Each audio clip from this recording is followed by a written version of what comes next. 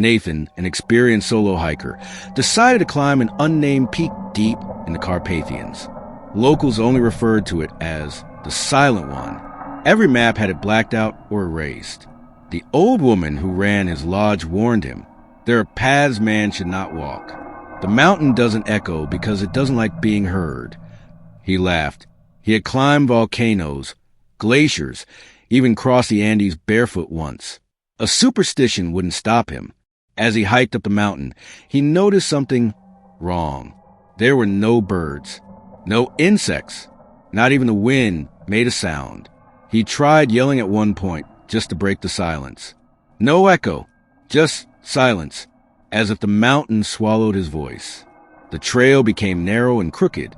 The air was dry, and he began having nosebleeds. That night, he camped just below the summit. In the distance, he saw a figure standing motionless among the rocks. He called out, no response. At 3 a.m., he was awoken by the sound of whistling, but not like a human whistle, more like wind mimicking breath.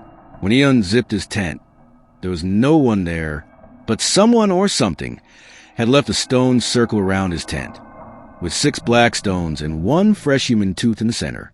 He packed in a panic, trying to descend, but the trail behind him had vanished. Instead, there was only rock. At dusk, he found an ancient hut built into the cliffside. Inside were carvings, thousands of them, etched into the walls like tally marks. Between them were symbols of mouths crossed out with XS.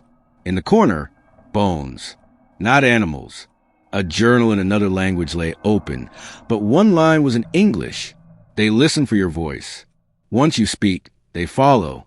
Once you scream, they enter. He tried not to breathe too loud, but something began tapping outside the hut. That night, Nathan saw them clearly. 5 humanoid shapes, crawling on all fours, their skin like dried bark. Each had a face, but no mouth, just smooth skin where lips should be. But their ears were enormous, stretching like veils down their necks. They turned toward any noise he made. One of them mimicked his last words from earlier. Hello? Hello? In a perfect replica of his voice, though it had no mouth. He curled into the corner, whispering nothing, shaking as they sniffed the air around the hut.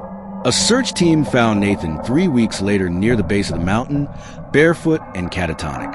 He hadn't eaten. His throat was nearly closed from dehydration. He wouldn't speak, couldn't. Just stared at the trees, mouth trembling. When they finally coaxed a word from him in the hospital, he whispered, "They still hear me?" He never spoke again. Months later, hikers reported hearing someone calling from deep within the mountain trail. "Help me, I'm lost. Hello." But those who went to look for the voice never returned.